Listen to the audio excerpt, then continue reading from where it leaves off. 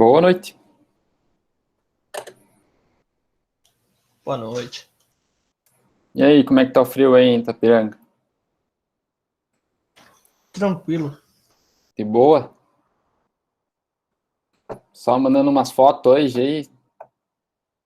Gelo.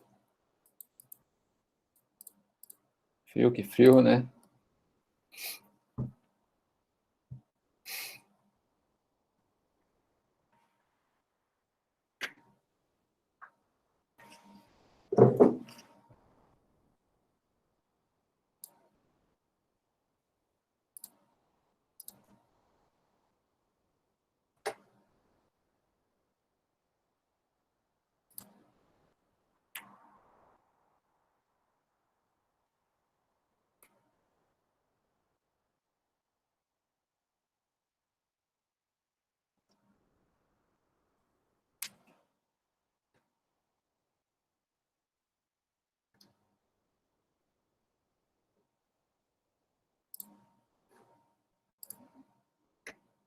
Vamos ver aqui quem tá na aula já. O Alencar tá aí, o Argines, Daniel, Eduardo, Eloy, Gabriel, Joel, José, Júnior, Caia, Alberdan, Regis, Rian, Vianney. Tem uns que tá no meio que vão se atrasar. Então, acho que é por isso aí mesmo, 17. É mais ou menos isso aí. 16, mas eu, na verdade. Deixa eu pôr aqui. Não, pessoal, eu tô gravando a aula, tá? E depois eu posto ela para vocês lá. Deixa eu ver aqui.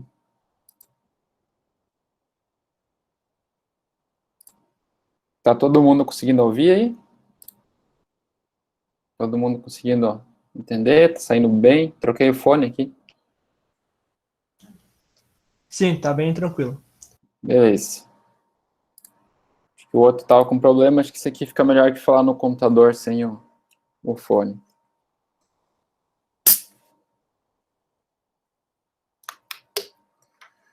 Vou pegar aqui.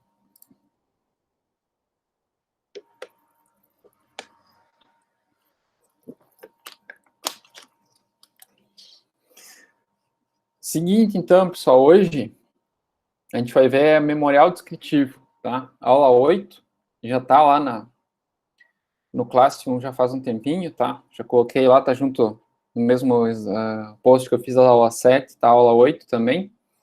E agora há pouco eu adicionei mais um conteúdo lá no Classroom e também mandei ele para vocês no WhatsApp, que é o exemplo do memorial descritivo de uma biblioteca, tá? Depois a gente vai ver ele mais a fundo, mas agora a gente vai ver um pouquinho mais sobre memorial descritivo, né? Antes de tudo, né, o que é o memorial descritivo? Tá?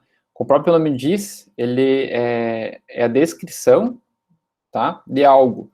No nosso caso particular aqui, a gente tem uma matéria de projetos elétricos, né, prediais.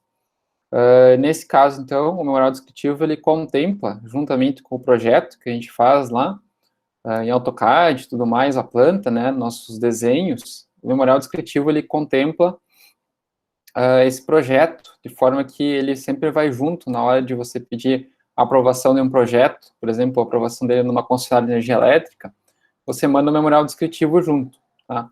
O que serve o memorial descritivo?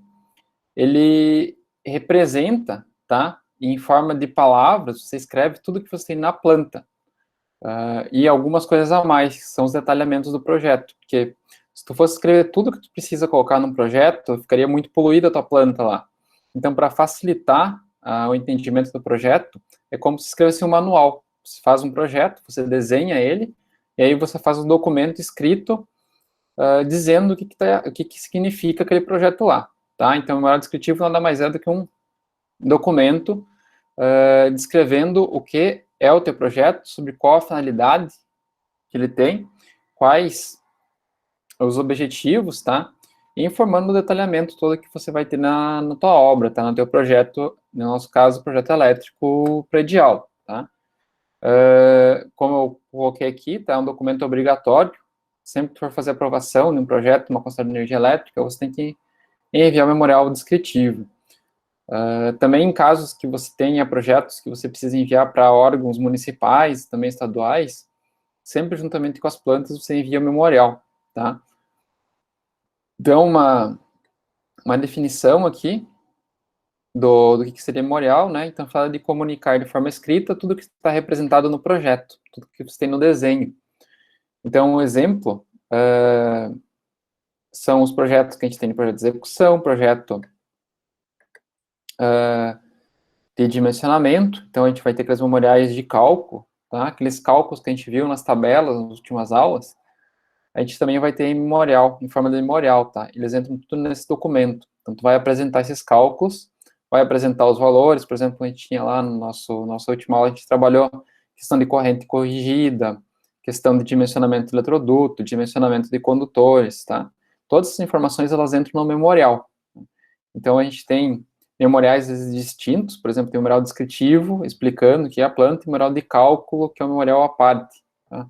Mas, geralmente, principalmente em projetos prediais, você tem um memorial só para toda a obra, tá? E lá inclui, então, a descrição da obra, que vai conter lá endereço da obra, vai conter dados da entrada de energia, vai conter dados aí do dimensionamento, vai ter os cálculos de demanda, dimensionamento de condutores e tudo mais do projeto, tá? Então, também tem memoriais que vai ter detalhamento de materiais, então, quantidade de material, também pode ser um memorial, custos efetivos da obra, tá? Enfim, tem uma série de dados aí, dependendo para que tu vai utilizar o projeto, tem uma série de dados que você tem que seguir, tá? O memorial, então, ele tem que estar sempre assinado, assim como as plantas do projeto, tá? Pelo o profissional responsável, tá?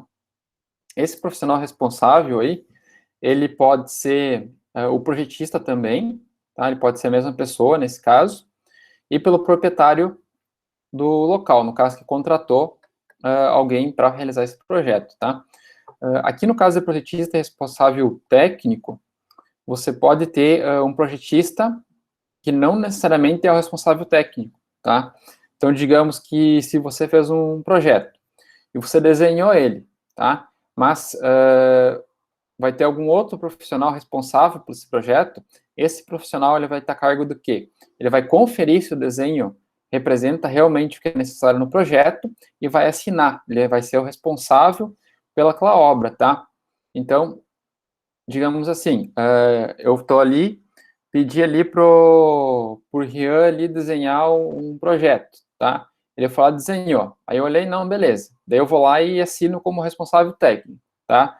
Vou lá e tiro o documento de responsabilidade técnica, tá? No caso dos técnicos, é a certidão de responsabilidade técnica, e engenheiros é a RT, tá? É a responsabilidade técnica, o documento, tá? Tirei esse documento com o responsável técnico. Aí deu lá um tempo, quando veio, deu problema na instalação lá, tá? Quem que vai ser o culpado se der problema na instalação? Deu problema, começou a desarmar o disjuntor toda hora lá. O culpado por essa instalação aí que não tá boa vai ser o cara o instalador lá da obra, que foi lá e colocou o que estava no projeto, vai ser o projetista lá, vai ser o Rian lá que desenhou lá, ou vai ser eu que assinei essa obra aí como responsável técnico? Quem que é o responsável? Quem que vai pagar se algo estiver errado, né? Quem que vocês acham aí que vai arcar com as consequências se alguém for aí para a justiça reclamar que algum projeto ficou errado, que não tá bom, que tem algum erro aí, né? O Rian falou, né? É o que assinou, né? Então, eu escutava muito quando eu tava indo na faculdade que o pessoal falava, depois que se formar, ia tranquilo, né? Depois é só pegar a caneta e assinar, né? Então, muitas vezes você não fica, né, desenhando e você somente assina, tá? Mas essa responsabilidade de assinar, tá? Ela vem também com uma outra carga aí que você vai ter que assumir se algo tiver de forma errada, tá? E venha dar problema. Então, muitas vezes aí a gente tem projetos, né? Que o pessoal vai lá e desenha. Eu mesmo trabalhei muito tempo como projetista, tá? Eu fazia projetos aí de redes, trabalhava para uma concessionária lá no Rio Grande do Sul, e eu desenhava, tá? Meu nome estava lá como desenhista projetista. Eu desenhava, estava lá no projeto, mas junto na mesma planta tinha do lado lá responsável técnico, tal pessoa, tá? Que era meu chefe nesse caso. Ele assinava tudo que eu fazia, tá? Eu e mais vários colegas que também trabalhavam na mesma empresa. Então tinha, digamos lá, acho que tinha uns 10 projetistas, a gente desenhava e tinha uma pessoa que só assinava. Realmente, ela só olhava e assinava. Só que se algo desse problema, eu não tinha mais, claro que você pode ter algum tipo de problema, mas quem realmente vai responder pelo erro, se algo acontecer, vai ser o cara que emitiu a anotação de responsabilidade técnica ou a certidão de responsabilidade técnica, tá? Então, vai ser o cara que emitiu esse documento. Então, sempre o cara que assina, ele assume o risco tanto do projeto estar correto, tá? Tanto do desenho estar correto, quanto depois, se ele for responsável lá na hora que você tira uma certidão de responsabilidade técnica, vai ter lá projeto e vai ter lá execução, tá? Então, digamos lá, o cara assinou o negócio, e aí tá lá projeto e execução. Aí, beleza, ele assinou pelo desenho que tá lá, tá? Dizendo que lá ele assumindo que tá certo, correto, e aí depois ele assumiu que a execução, que ele acompanhou a execução também, então, né? E ele sabe que o que está no projeto foi colocado lá, tá? Então também tem essa. O projeto está correto. Você passou o projeto para alguém fazer. Aí a pessoa foi lá, construiu, fez, digamos, a parte da instalação elétrica, e ela não utilizou o material que era para utilizar, que estava constando no desenho, que estava correto. Aí dá problema. Se você assinou a execução, você seria obrigado a ir lá, estar presente no momento dessa execução e verificar, então, se realmente aquilo que está no projeto seria o que está sendo colocado lá na obra mesmo, né? Então, você assinou também pela essa questão. Então, o responsável técnico, ele só muitas vezes assina, só que ele é responsável por verificar se o projeto está certo e se a execução, né, está correta. Então,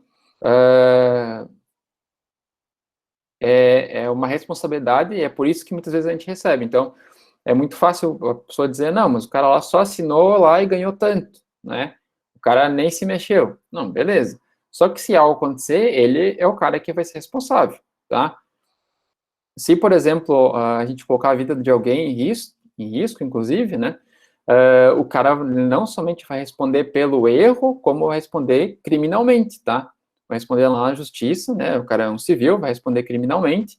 E se, digamos, já vi casos, por exemplo, o cara assinou um projeto, e aí tinha um erro lá no projeto, alguém tomou um choque, tá? E veio aí a falecer, infelizmente, e essa pessoa, então, processa, né? Essa pessoa aí que assinou esse projeto, e essa pessoa foi responsável, tá? Foi qualificada lá, então você tem a questão de que você matou alguém, tá? Você era o responsável técnico por aquela instalação, então você pode, né, vai ser movida uma ação, vai entrar no Ministério Público, e aí você pode ser responsabilizado por isso. E aí tem a questão, se você matar alguém, por exemplo, fazendo um projeto errado, você pode ser responsabilizado tanto de forma dolosa como culposa, né? Então, ou você tem a forma que você teve a intenção, né, de fazer isso e a não intenção. E se você assinou dizendo que você realmente, que o projeto estava certo e não estava, algumas vezes você realmente pode ser colocado como forma que você é dolo, né, se não me engano é doloso, que você realmente teve a intenção de fazer aquilo lá. E aí é todo um processo, né, você vai a júri popular, então, nesse caso que eu sei, o cara foi a júri popular, né, o cara foi preso, tá? Então, a gente tem desde essas medidas mais drásticas, que seria o extremo, tá? Até, por exemplo, o cara perder a licença dele. Então, por exemplo, o técnico, você fez todo o curso, errou um projeto, teve algum incidente, o órgão, né, fiscalizador, no caso dos técnicos, o CFT lá, o conselho vai lá e caça a tua licença para fazer os projetos, tá? Então, ele vai lá, caça e você perde o direito de ser um técnico ou outro técnico. Então, perdendo esse direito, né, basicamente, você jogou o curso no lixo, né, não vale mais. Então, há uma série de tipos de punições, além, realmente, a mais comum é o cara errar o projeto, daí o cara vai lá e diz, o cara errou o projeto e você tem que consertar e ainda pagar uma indenização. Então, o mais comum é sempre o erro que você paga em forma material, que você paga ali de forma financeira, né? E o pior seria você errar e cometer, alguém aí vir a ter um acidente, né, uma perda humana, e aí você tem questão de crime, né? Então, responsável técnico não é só o cara lá que assina, tá? É por isso que há um valor embutido ali, mas é um valor que, teoricamente, ele teria que conferir a instalação e depois ele teria que verificar em campo, né? Todo mundo faz isso? Não faz. Então, vamos ser realista que tem muita gente que simplesmente vai lá, assina, fecha o olho e deixa que rola, tá? Só que é isso que eu falei. Se algo acontecer, o cara vai responder por isso. Tá? Justamente por isso a gente chama de responsável técnico. Até vou mostrar para vocês, deixa eu ver se eu tenho um documento aqui de responsabilidade técnica.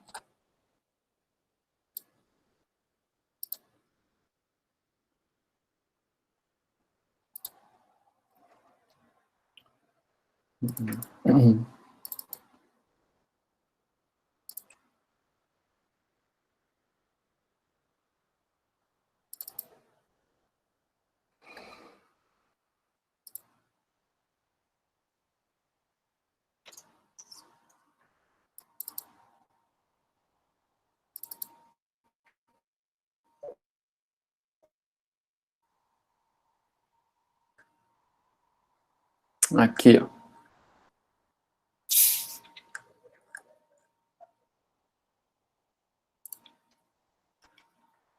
Tá, isso aqui é uma RT, tá? Não é do CFT, não é do técnico, é de engenharia, acho que não tem nenhuma de CRT aqui.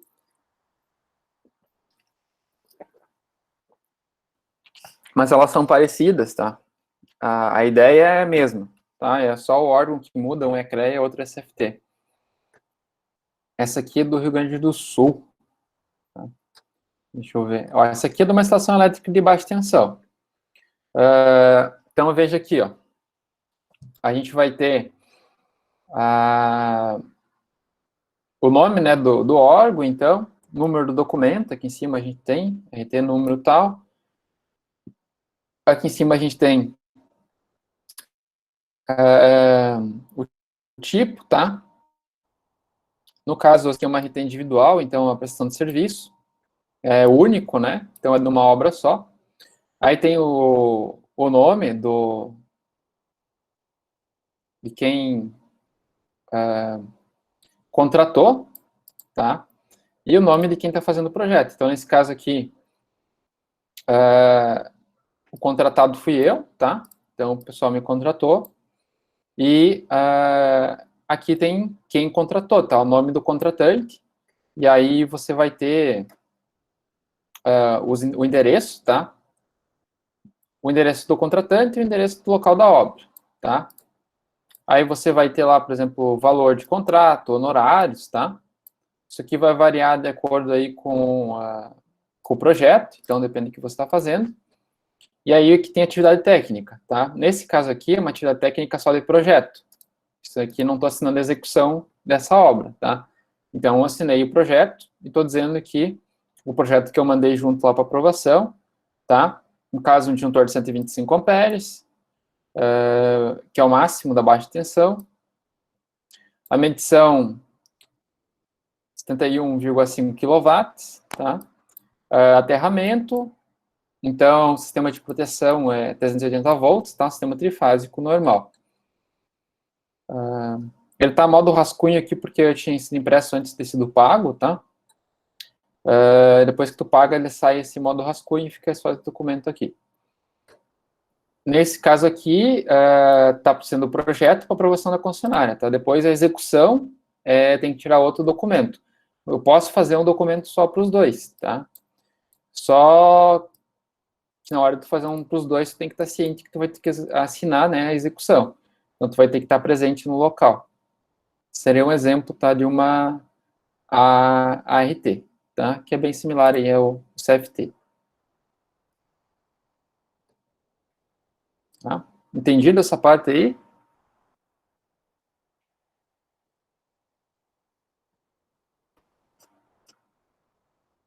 né? Então, vamos em frente. O que precisa conter, tá, no memorial descritivo? A gente vai ver o memorial, um exemplo ali. Não há bem uma definição do que exatamente tu precisa ter no memorial descritivo, tá? Tem memoriais aí que você vai ter uma necessidade maior de informações, memoriais que você tem uma necessidade menor de informações, tá?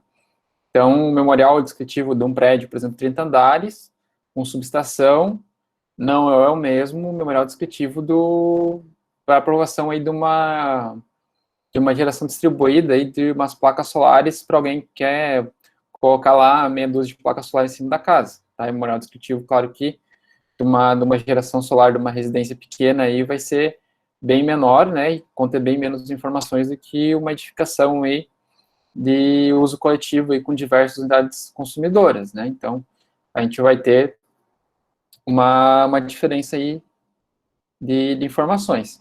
Mas, basicamente, o que a gente pode listar aí das mais importantes são essas aqui, tá? Então, primeiramente, os dados gerais do projeto.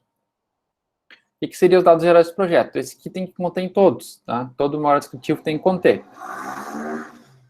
Então, tem que conter o tipo, tá, do projeto. O que é o projeto, né? É uma estação elétrica de uma unidade consumidora. A estação elétrica de 4 pavimentos. É uma geração distribuída. É o projeto de uma sala comercial, tá? Então, o tipo. O que é, né, que você está fazendo? O local, tá? Então, ele vai ficar na rua lá, São João, esquina com rua tal, bairro centro, cidade lá, Itapiranga, né? Então, o local da obra. Depois vai ter o proprietário, então, seu Luiz, né? Então, o proprietário lá e os dados dele. Empresa contratada ou pessoa, né? Individual, aí, se for autônoma, né? Contendo os dados da pessoa.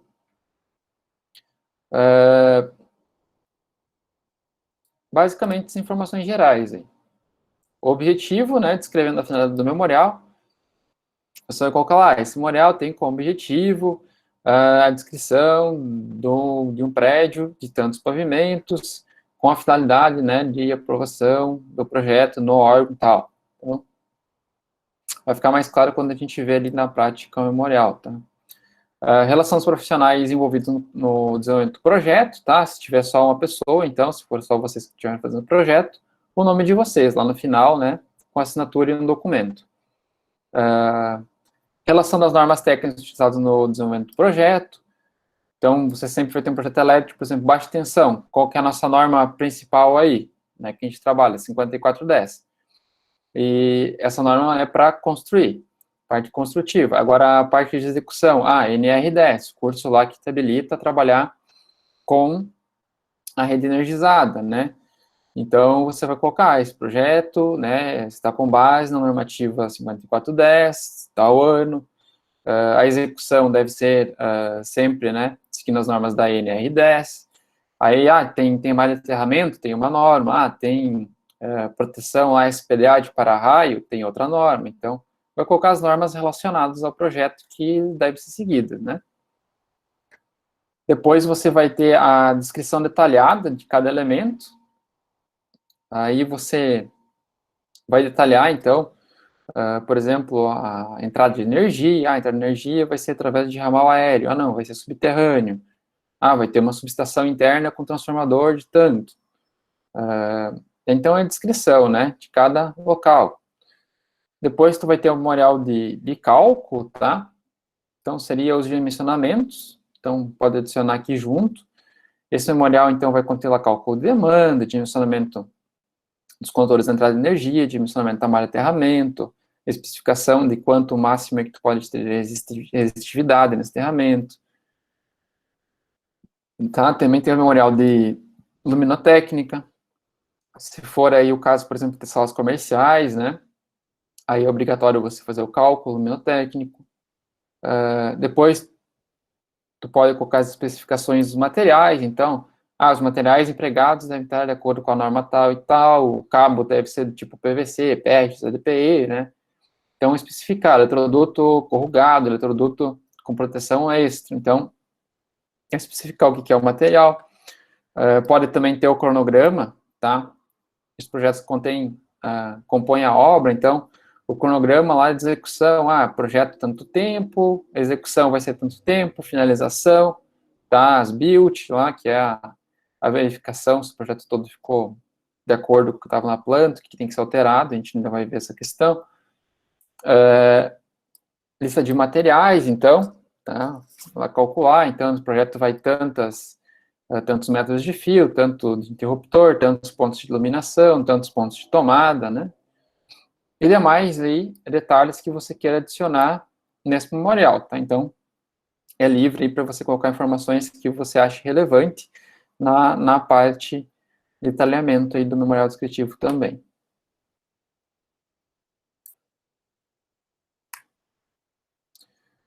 Aqui é só um detalhezinho no memorial, mas a gente vai ver já um memorial aí na prática, tá?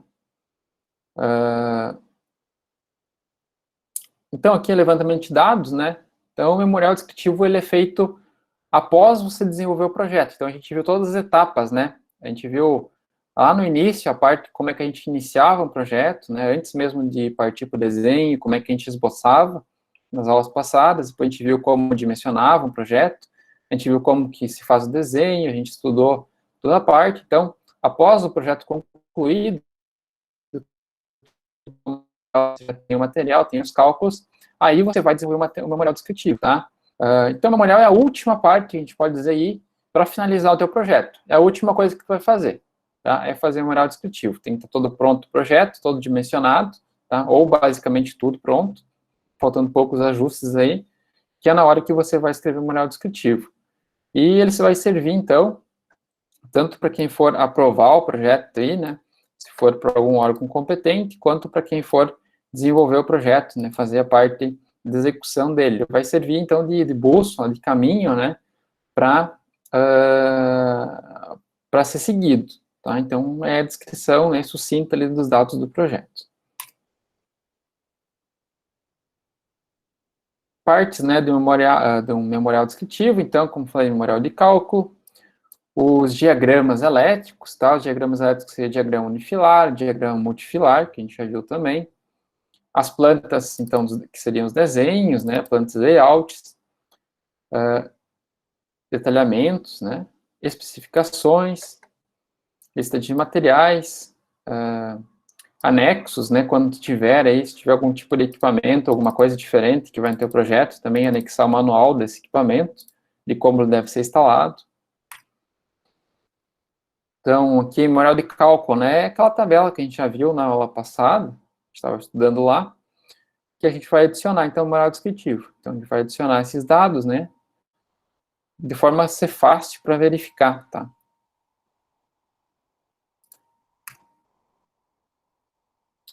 Diagramas elétricos, tá? Diagrama elétrico é o diagrama unifilar e multifilar, que é o resumo da instalação elétrica de uma forma mais simples, né? E mais rápida para você conferir ali o que existe naquela instalação, que vai estar basicamente as proteções, né? Da instalação elétrica e os condutores de cada um dos circuitos. Deixa eu ver se tem um exemplo, que tem um exemplo, tá? Então, aqui, por exemplo, isso aqui que é um diagrama elétrico de um quadro de distribuição. Tá? Um quadro de distribuição de uma... que não fala, né? Mas, basicamente, provavelmente que tem tomada, chuveiro, tomada, iluminação, provavelmente de uma residência, tá? Provavelmente de uma residência. Então, o que a gente vai ter aqui no memorial?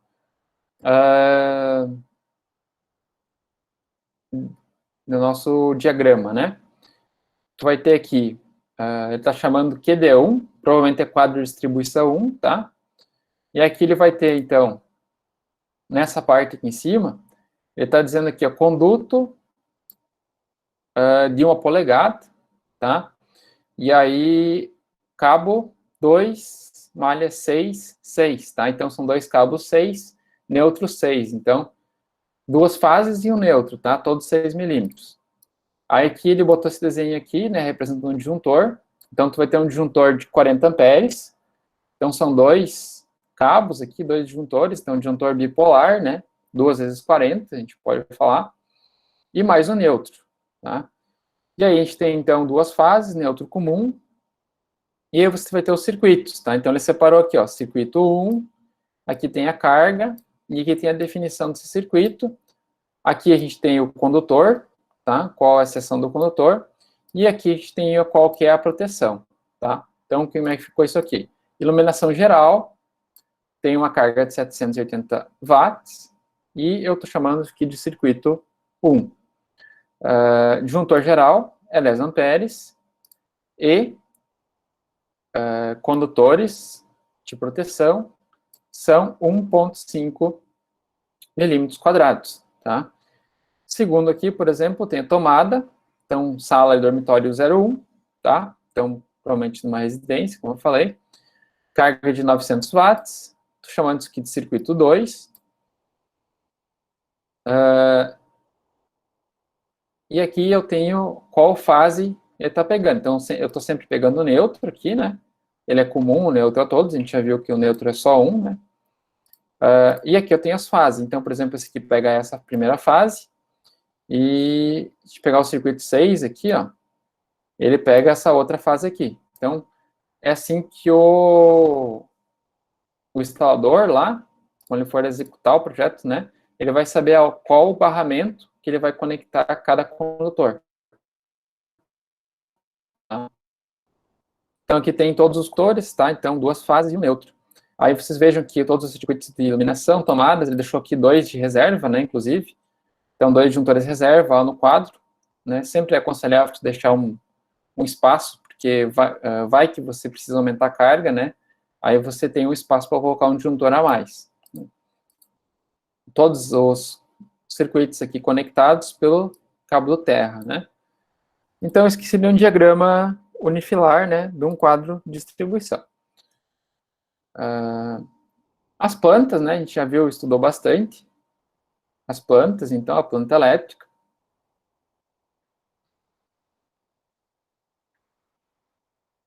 Documento que especifica a qualidade dos elementos materiais que são empregados na obra. Então, por exemplo, nesse caso aqui, ele está colocando, né, o tipo do material. Então, por exemplo, especificação dos materiais, eletroduto. Aí ele vem aqui e vai colocar, né, eletroduto de PVC rígido, rosqueável preto, tipo anti-chama, diâmetros indicados no projeto, conforme normativo, então, dos eletrodutos, 6150 de 1980, rosca paralela BSP, conforme norma tal, luva tipo rosqueável, aguenta até 90 graus, material PVC rígido, conforme tal norma também. Então ele descreveu, né, o tipo de eletroduto. Aqui também ele colocou interruptor com corpo e teclas em material plástico de alta resistência, com contatos em prata, terminais de ligação em liga de cobre, 10 amperes 250 volts, né, plástico tal, norma tal, tem que seguir. Então, o que ele fez? Ele colocou o tipo do material que ele está pedindo no projeto. Então, na hora que for executar um projeto, o cara pegou lá e assinou como responsável pela execução desse projeto. Então, ele vai ter que ler o memorial, vai ter que ir lá na obra, no dia da execução, né, e verificar se realmente o material empregado foi aquele lá. Então, ele vai ter que ir lá e verificar, não, que o material é PVC, não, PVC está no memorial, não, show de bola. Então, não, o material não bateu. Esse material aqui não condiz com o que está aqui. Não, então tá, vamos ter que trocar, tá? Então, a parte de descrição dos materiais, tá? Lista de materiais, então, por exemplo, nesse caso aqui, ele listou os materiais que vão ir e a quantidade, tá? Então, ele pegou lá, quadro de distribuição de energia em PVC. É por unidade e a quantidade. A1. Interruptor simples de uma tecla. Quantos? 4. Né? E assim ele foi indo, colocando tudo, todas as quantidades, tá? Então, por exemplo, aqui, eletroduto tal. Aqui, esse aqui está em unidade em metros. Quantos metros? 50, tá? Então, ele colocou todas as quantidades que seriam necessárias no projeto aqui no quadro.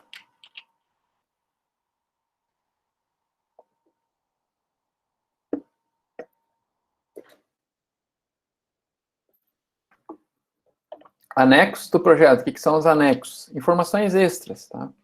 Por exemplo, isso aqui é a entrada de energia. do posto da distribuidora até o postinho lá com o medidor, né? Então vem o ramal aéreo, deriva lá da rede da concessionária de energia elétrica, desce, né? Passa pela medição e aí ele entra subterrâneo e vai para dentro de casa. Então, anexo vamos na forma construtiva, aí tu pode ter desenhos também das caixas de aterramento, desenhos de alguma parte da estação elétrica que você queira fazer algo diferente para ajudar, né, quem vai construir ali, ele tem o desenho para se buscar referência, né. Então, basicamente, né, você tem essas informações no memorial descritivo, tá? Não é uma aula tão grande hoje, diferente das outras aulas que a gente teve, mas aí agora a gente vai ver o memorial descritivo aí para dar uma analisada aí, e aí se tiver alguma dúvida, alguma coisa, vocês perguntam, tá? Que aí online a gente não tem essa interação na sala de aula, acaba vindo mais rápido as coisas. Referências biográficas e é isso aí. Deixa eu abrir um memorial descritivo aqui.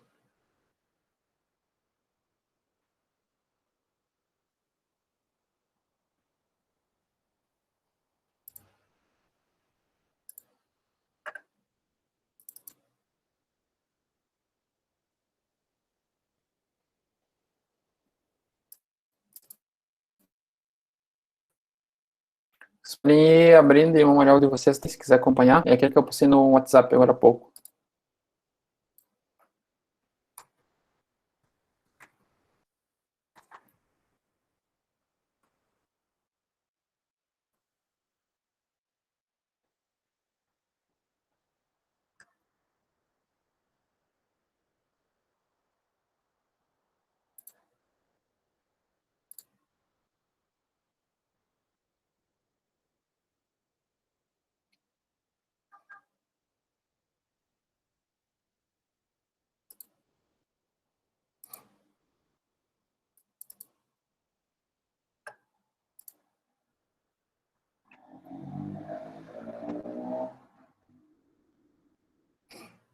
Deixa eu ver esse aqui, só deixa eu diminuir um pouquinho.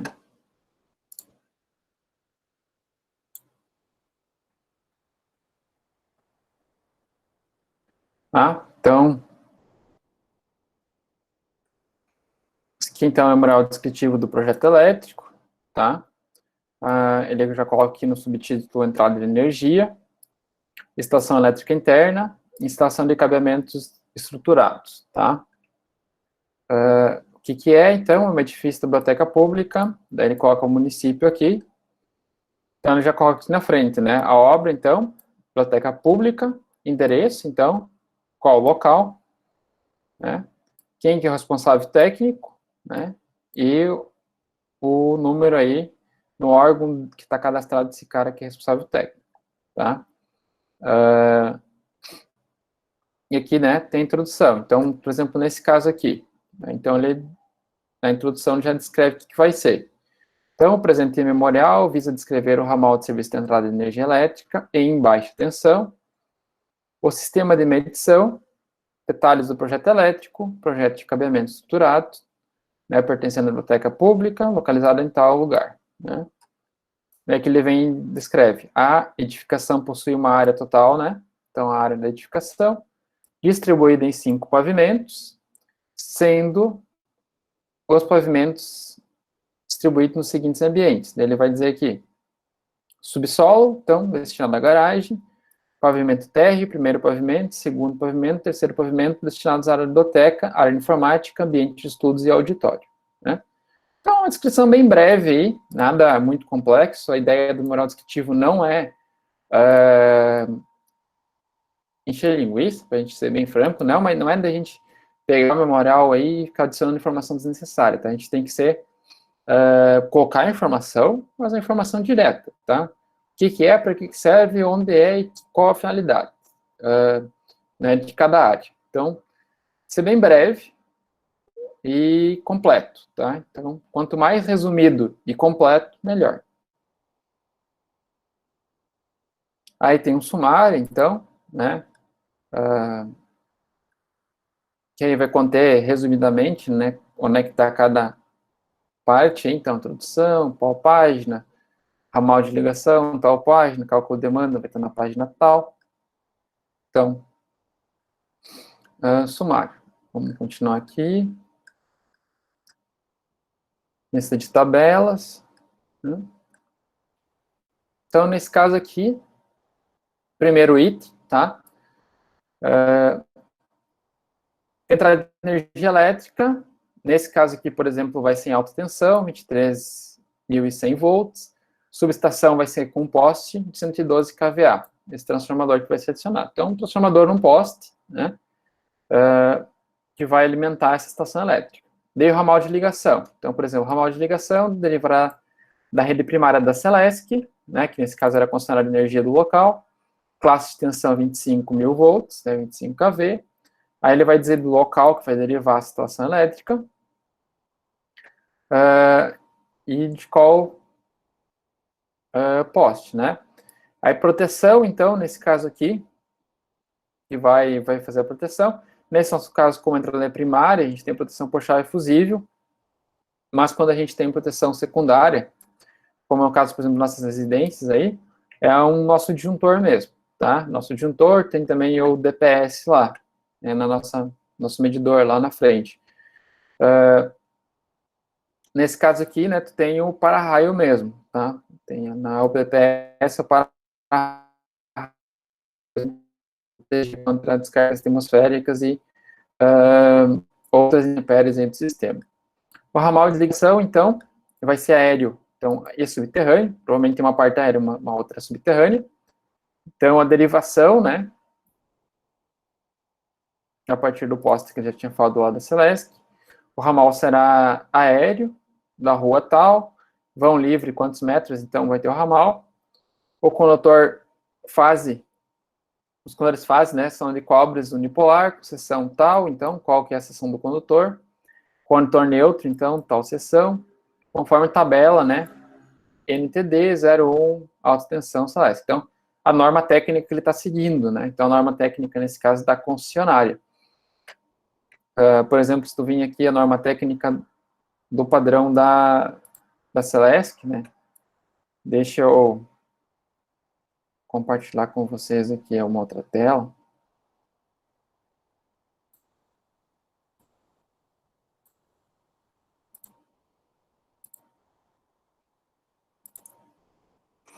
Tá? Se vocês quiserem anotar aí, a normativa da Celesc para baixa tensão é NTD, tá? Da parte de entrada de energia, para quando você for aprovar algum projeto, alguma coisa, NTD 321001, tá?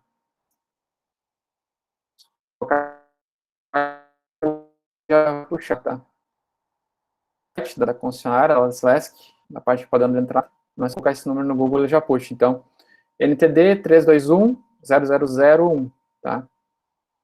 Essa é a baixa tensão e a média tensão é a NTD 3210002, tá? Se colocar aqui também no Google, já vai. Como nós estamos fazendo parte de aula por enquanto, a gente vai ver abaixo, tá? Próximo semestre a gente vê alta. Se você clicar ali, então, já vai baixar o arquivo PDF, né? Da norma, tá?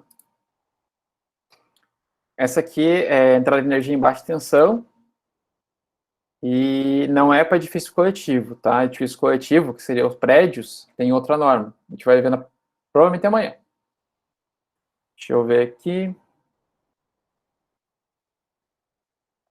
Então você tem a normativa aqui, fornecimento de energia elétrica em tensão secundária de distribuição. Essa é a norma técnica, tá? Anotem aí que vocês vão ocupar ela. N3210001. Apresentação, né? Então, essa norma técnica apresenta os requisitos mínimos e as diretrizes necessárias para o fornecimento de energia elétrica em tensão secundária de distribuição aérea na concessão, então, da Celesc Distribuição S.A. Mas eu não moro em Itapiranga, eu moro em Barra, como é que é ali do outro lado do rio? Como é que é o nome do local ali? Barra do Guarita, né?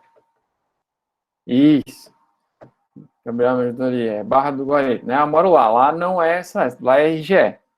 Então, beleza, a RGE vai ter o padrão deles também, tá? Muita coisa é similar, mas não é igual, tá? Muda de um local para outro local. Então, dependendo da tua área de trabalho, vai mudar a tua norma que tu vai ter que seguir. Todas elas se visam na ANEEL, que é a agência reguladora, tá? Mas cada concessionária tem as suas particularidades. Então, cada local que tu for fazer um projeto vai ter uma norma diferente. Né? Então, né, mas eu vou fazer no Paraná. Paraná é Copel, então lá é outro normativo. Tá? Mas como a gente está em Santa Catarina, a gente vai seguir Celesc, né? Então, né, aqui ele vai dizer, né, esse documento tem por objetivo estabelecer os padrões da entrada de serviço de energia elétrica, de unidades consumidoras individuais e agrupamentos a 3 unidades monofásicas, atendidas por meio de rede aérea ou subterrânea, tá? É importante salientar, então, que não é para edifício de uso coletivo, tá? É entrada de energia de, no máximo, 3 unidades monofásicas, tá? Então, não é para prédios, tá?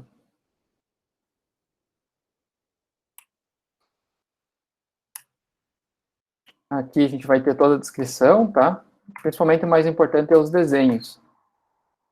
Tá? Então, código da norma, o título, né? E aqui, então, você vai ter a finalidade, né? Padrão de energia, onde que é aplicável, aspectos legais, quais normas que ela segue, né?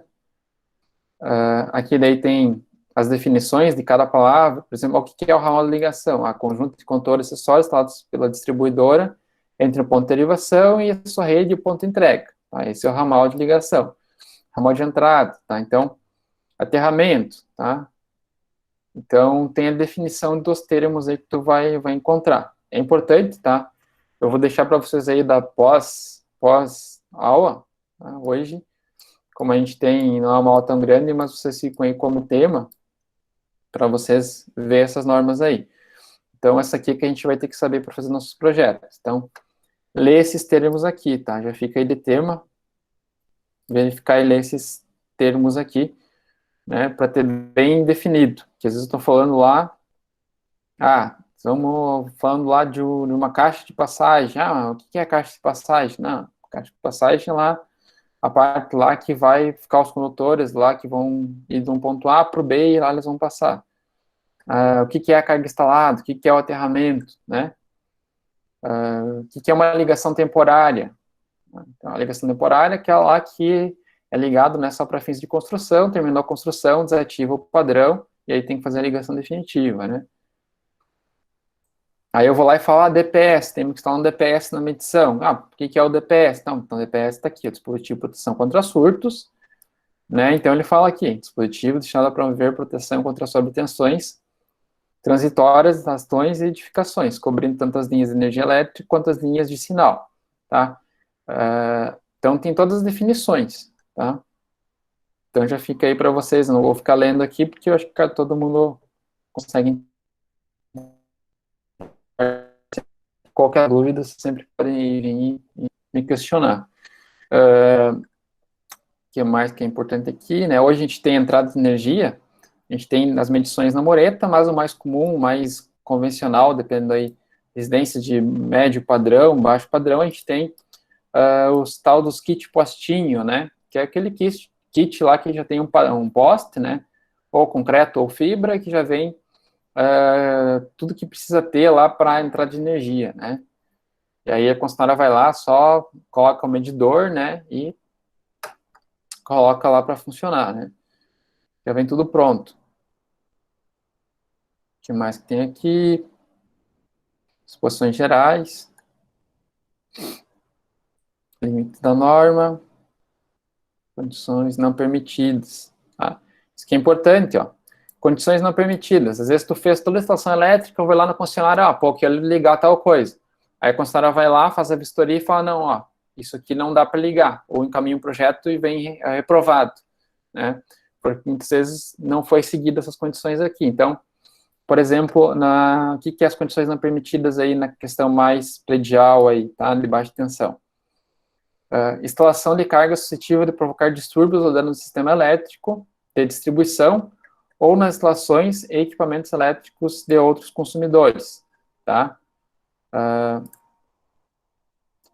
Alguma carga, por exemplo, que meu vizinho tem lá e vai ligar um equipamento de solda, tá? Daqui a pouco esse negócio aí vai dar problema na rede e vai me atrapalhar o resto das pessoas que estão naquele circuito, naquele transformador ali, né? Dá problema na quadra inteira ali, o cara vai trabalhar com esse equipamento. Então, tem equipamentos que não são permitidos aí ligar na rede. Extensão de instalações elétricas de unidade consumidora para outro consumidor ou unidade consumidora. O que é isso? Eu tenho minha casa e aí eu pego e puxo um rabicho para outra residência, tá? Não pode. Motor monofásico a dois fios, alimentado em 220 volts, com potência superior a 3 CV. Então, aquele motor fase neutro, ele não pode ser maior que 3 CV ligado na rede da concessionária direto. Por quê? Porque é aquela carga que quando o cara for da partida, a gente já tinha visto a questão da corrente, né? Tu tem a corrente, e aí a corrente vai lá em cima e desce, né? Aquele pico, por exemplo, todos os vizinhos ali vão ver a luz ir lá embaixo e voltar, né? Então vai ter flutuação de tensão. Então, é uma regra da norma, né? 220 volts, monofásico, máximo 3 CV. Máquina de solda, né? Superior a 5 kVA também não pode, né? E nem transformador com corrente superior de 150 amperes. Motor monofásico, aqueles motores no interior, tá? Quem mora no interior aí, a gente tem aquele transformador monofásico na alta e bifásico na baixa, que a gente chama. Que ele é 440 volts, né? Cada fase é 220, daí dá 240 e tem um neutro no meio, né? Então, no máximo, você pode ligar lá um motor de 10 CV. Ah, mas eu tenho um motor lá que carregar de 15, tá? Bifásico não pode, tá? Bifásico a gente chama no interior, né? Porque, na verdade, não existe bifásico ali, é um monofásico que a gente fez um bifásico, tá?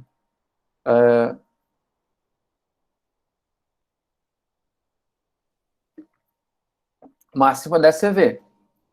Se for ligar mais de 10 CV, vai ter que fazer uma ligação trifásica, tá? Ah, mas eu não tenho rede trifásica. E é muito caro puxar uma rede trifásica. Então, tem que analisar outras possibilidades, tá? Ter algum tipo de inversor de frequência, ou ter, por exemplo, vou ligar 2 bombas de água. Em vez de ligar uma de 15, eu boto 2 em série de 7,5, né? Então, tem modelos aí também para resolver esses problemas quando você precisa ligar uma carga muito grande na rede sem causar distúrbios. Máquina de solda, o que mais que a gente tem importante aqui? Motor, né, máximo que tu pode ligar na rede trifásica também é 30 CV.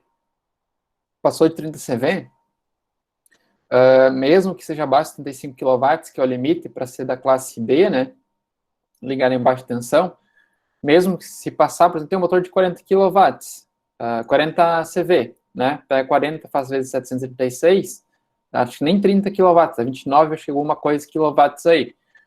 Pô, a carga não é muito alta, mas esse motor vai causar distúrbios na rede, tá? Então, vai ter que ter uma subestação particular, cliente lá grupo A, vai ter que ser ligado em alta tensão, né? No nosso caso aí, 25 kV classe de tensão. Então, máximo 30. Aqui só, tal, que mais, né? Condições especiais. O que mais que a gente tem aqui de importante? Né, limite de fornecimento. Então, baixa tensão, que é o nosso caso aqui, ó. Um projeto elétrico, no máximo, em baixa tensão, para ser ligado, ele tem que ser igual ou inferior a 35 kW, tá? E não ter nenhuma aqueles detalhamentos de condições não permitidas, tá? Então, não pode ter nenhum daqueles itens lá e tem que ter no máximo 75 kW. Então, isso aqui é a potência real, aí, a potência total que você tem instalada, tá? Não é a demanda. Então, a gente vai ver que para prédio de uso coletivo é diferente, mas, por exemplo, eu tenho que ligar uma sala comercial, tenho que ligar uma casa, né? Tenho que ligar lá, eu tenho que somar todas as cargas e não pode passar 75 kW, tá? A soma de todas as cargas que eu tenho lá na unidade consumidora. Aí ele classifica aqui a questão do que é monofásico, o que é bifásico, o que é trifásico, tá?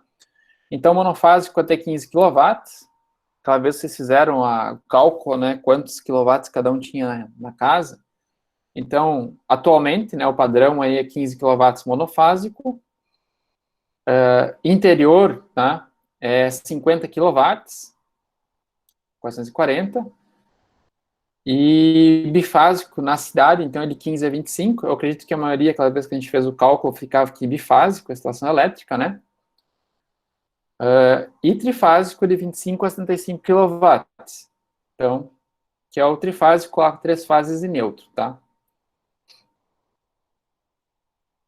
Dimensionamento dos condutores, a gente vai ver que tem uma tabela aqui que dimensiona. O que mais que a gente tem aqui? Características do ramal aéreo, né? Então, é importante que, por exemplo, tô fazendo lá a ligação e a rede elétrica está a mais de 35 metros do poste, ou 40 metros, né, no máximo, quando o poste é fim de rede. Mas a minha casa está 60 metros da rede elétrica. Aí tu vai ter que encaminhar para a concessionária um pedido de projeto elétrico para a extensão da rede elétrica. Tá? Que pode ser o custo tanto do consumidor quanto da concessionária, e aí vai depender do local, se é urbano, é rural, se a área já tem ponto de energia, não tem, tá?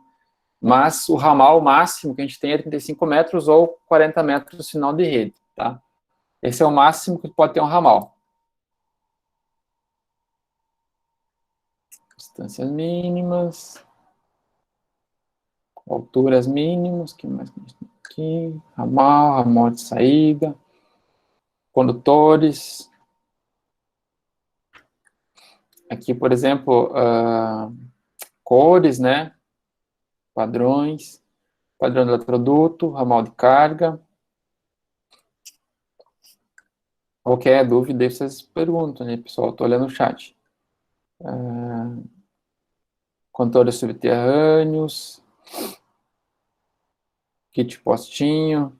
Aqui tem, inclusive, né, muitos aí tem... Às vezes coloca o poste lá, não dá a profundidade, né, suficiente no poste, ainda mais na região onde está cavando buraco, quando vem uma laje. Aqui tem, né, o cálculo.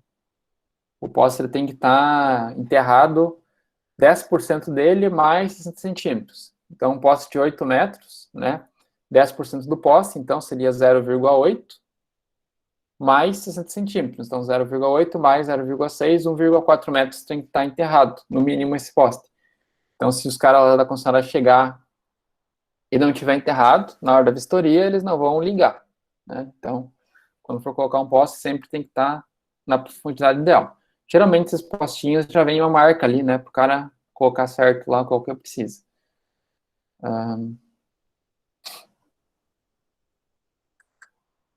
Ramal de entrada subterrâneo, cabos, caixa de passagem, duto no poste, tudo enterrado, tipo do muro ou mureta, proteção em geral, DPS, né? Então, por exemplo, o DPS aqui, ó, a gente vai ter dois tipos, né? E o DPS, então, tem que ser mínimo 5 kA, a ligação tem que ser 6 milímetros quadrados, tensão máxima de operação 235 volts.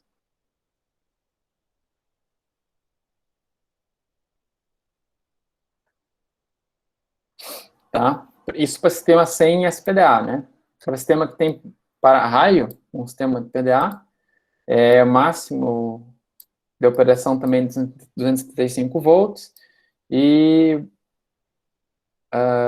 corrente mínima de 12,5 kA, tá? Tem que aguentar. Isso aqui é da norma da 5410, né?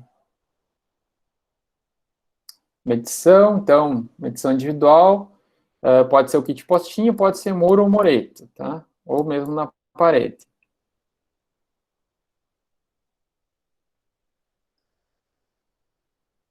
Aqui mais, tipo de localização. Aqui tem o aterramento, tá? Então, o aterramento, por exemplo, não pode nunca ultrapassar 25 ohms em qualquer época do ano. Então, depois de feito o aterramento, colocado as hastes, né, tem que medir o aterramento, não pode passar de 25 ohms.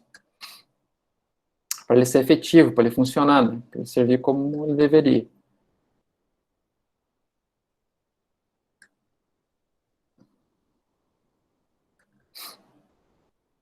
Declaração de carta,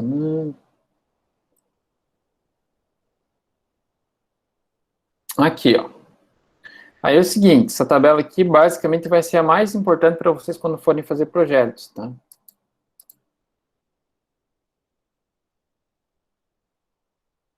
Deixa eu ver se eu consigo deixar lá.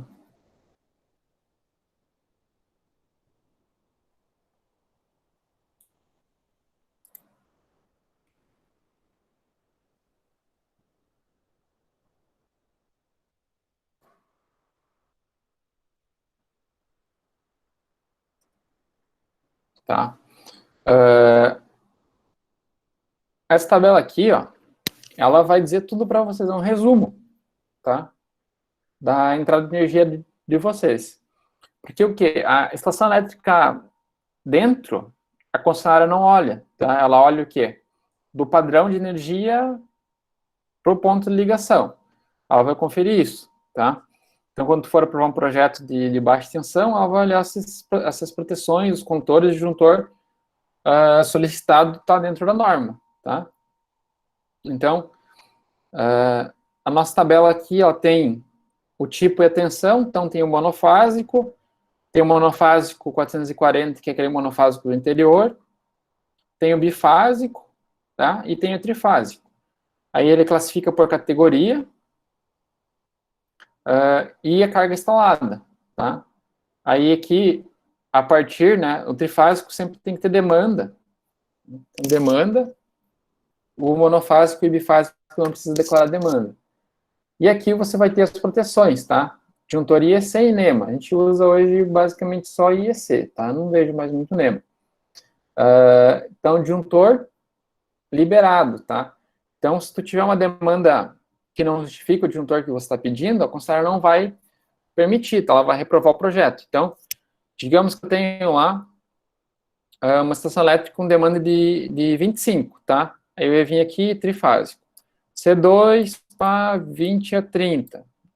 Aí o disjuntor aqui, mínimo, é 50. Disjuntor, né, solicitado tem que ser 50. Aí eu fui lá e pedi um disjuntor de 70. O cara vai olhar o projeto, não, mas 70 não, né? 70 não fecha. Tem 25, então, por que quer 70? Então, ele vai colocar lá, no máximo 50, tá? Número de fases, né? Número de fios. Aqui é a seção do cabo de entrada, então, cobre e alumínio, tem duas opções. Qual que é o diâmetro do cabo. Aqui o ramal de entrada. Daí tem o XLPE e o PVC. Condutor de proteção, então, qual que é o aterramento que tem que ter. O tipo do eletroduto, tá? Então, o eletroduto embutido em alvenaria é um, aterrado é outro. Né? Então, aqui está todas as informações. Então, você só verifica, né, se é monofásico, é bifásico interior, ou é bifásico área urbana, e se é trifásico, aí você tem o cálculo. E aí, de acordo com esse cálculo aí, você tem o dimensionamento de disjuntor. Também, você fazendo o cálculo de demanda, você vem aqui nessa norma e verifica. Não, mas minha estação elétrica vai ser trifásico, 40 kVA. Vem aqui 38 a 45. Então, eu vou ter que ter um disjuntor de 70, vou ter que ter condutor de entrada 16 de cobre, vou ter que ter um cabo A16 XLP, ou 25 se for PVC, meu condutor de proteção vai ser 16, e meu condutor lá, se for subterrâneo, vai ser 2, né? O eletroduto. Então, é só olhar na tabela e pegar os dados, tá?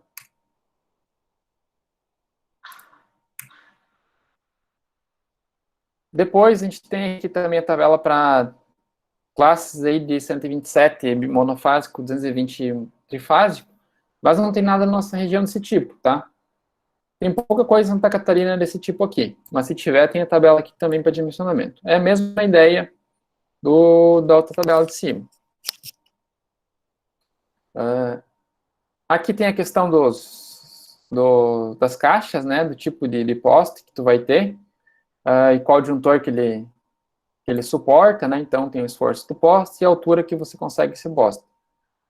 É padronizado isso aí, quando você compra esse poste, ele tem que ser homologado aí também pela concessionária, né, tem que estar dentro das normas.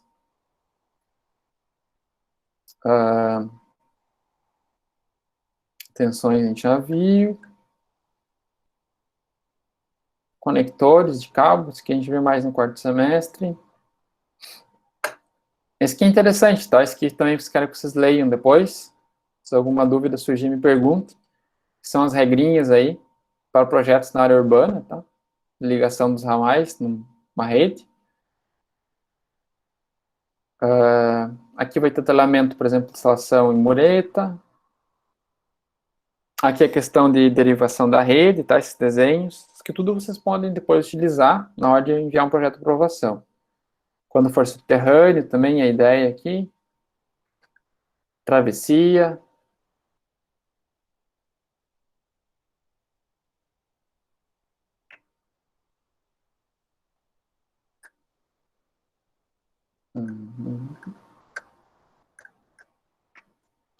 Modelo de kit postinho, então, com uma medição, com duas, com três, né, monofásica, que é o máximo.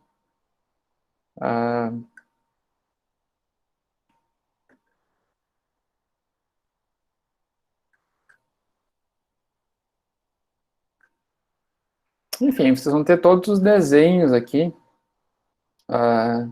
necessários aí, se precisar, tá? Então, tudo que é permitido na concessionária. Desenho também de muro, mureta, também com os medidores.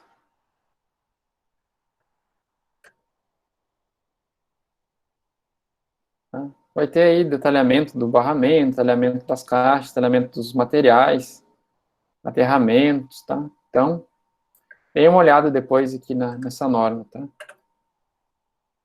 Deixa eu colocar para vocês o link lá no WhatsApp.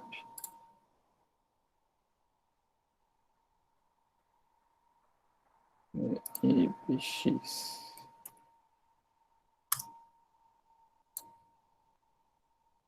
Aqui. Voltando ao nosso memorial descritivo. Né? A gente deu uma pausa, então ele disse que o memorial descritivo estava de acordo com a norma tal. Tá? Então já disse que esse memorial tem que estar de acordo com aquela norma lá. Então, o que mais que ele vai colocar aqui?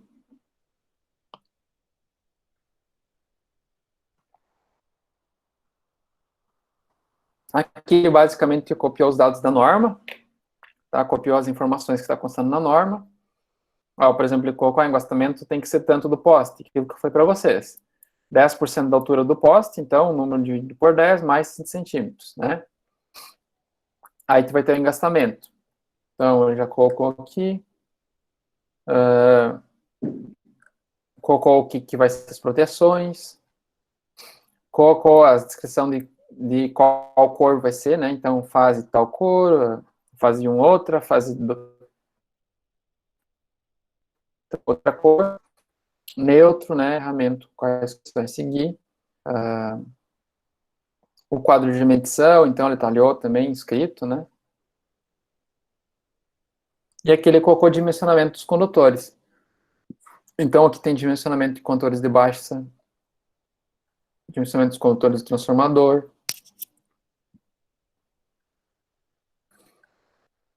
Depois ele apresentou o cálculo de demanda, tá? Quantas tomadas, tem de uso específico, motores, né? Apresentou os cálculos aí.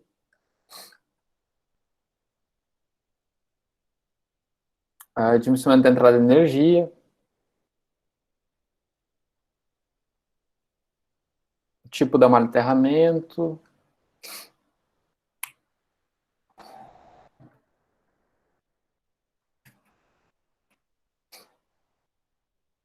Depois ele colocou a lista de materiais, aqui nesse memorial.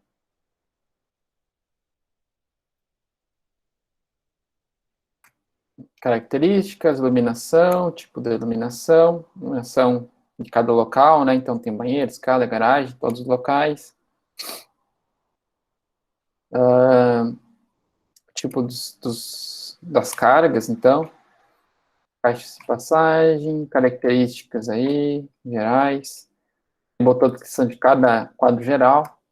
Tá, esse aqui é um ramal bem completo, é um memorial descritivo bem completo, né? Não é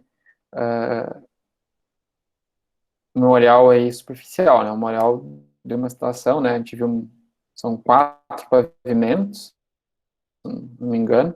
Uma biblioteca aí, então, com um transformador de 125 kVA, uma instalação bem grande. Tem tá o sistema de proteção de no-break, projeto de redes. Tem até a parte de cabeamento de rede de dados aqui, né? Ele colocou telefonia, internet, cabo óptico.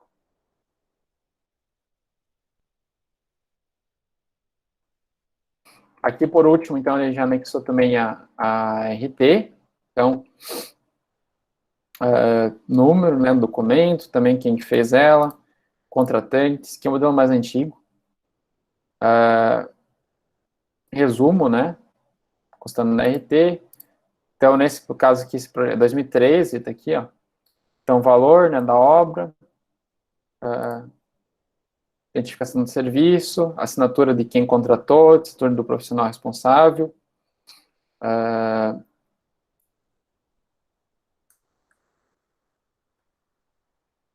E aí, por final, sempre, né, assinatura do responsável e assinatura do contratante. Então, esse aqui seria um modelo de um memorial descritivo, um memorial bem completo, constando aí as informações de toda a instalação elétrica. Alguma dúvida ali?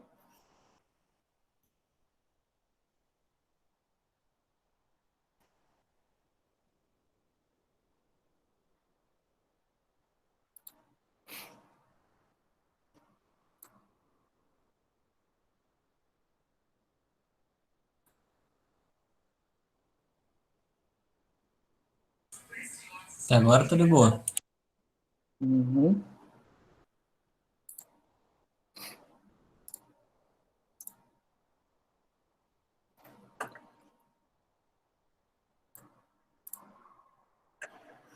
Tá, o que vai ficar então para vocês aqui, que eu quero que vocês façam, tá?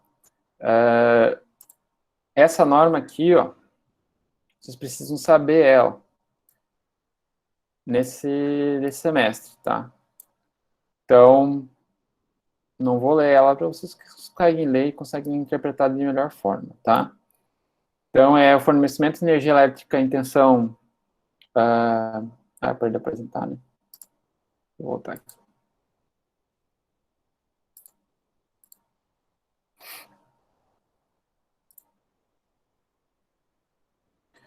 É aqui, ó, fornecimento de energia elétrica em tensão secundária, que eu passei para vocês lá agora.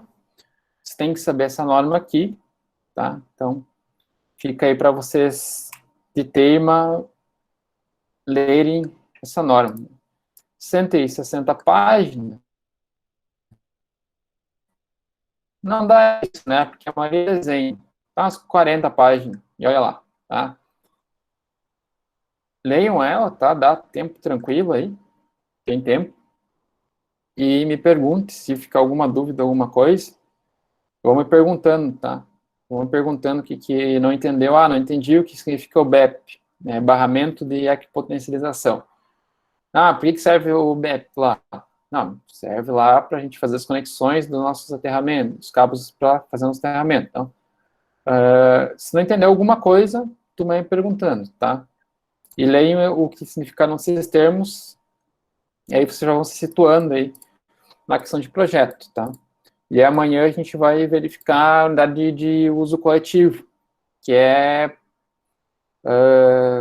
prédio, tá? A gente vai ver como calcula as demandas aí de unidades de uso coletivo, que tem uma normativa também. Eu acho até mais fácil calcular unidade de uso coletivo do que uma residência, dependendo do tamanho. É rápido, vocês vão ver que é o cálculo pela área. A gente só vai lá, pega o valor de quanta área tem e verifica na tabela. Pouco cálculo, bem rápido, bem fácil de calcular. E aí a gente vai ver como dimensionar. E aí, basicamente, nosso conteúdo do semestre daí finaliza com o difícil de uso coletivo, que a gente vê amanhã. Daí a gente vai fazer exercício, a gente vai ter mais 3 aulas para fazer exercício, e aí a gente faz uma avaliação para finalizar o conteúdo, tá? Que aí vai conter essas questões que a gente viu na aula passada, nas últimas 2 aulas, que foram lá presenciais da Piranga, e vai conter também os conteúdos que a gente está vendo agora, tá? Mas a gente vai fazer 3 aulas aí só de exercício, então tem o conteúdo de hoje, e daí amanhã a gente faz os exercícios de uso coletivo, tá? Difícil de uso coletivo. Estou gravando essa aula aqui, deixa eu só deixar salva essa parte aqui. Daí eu já coloco ela no YouTube daqui a pouco para vocês lá.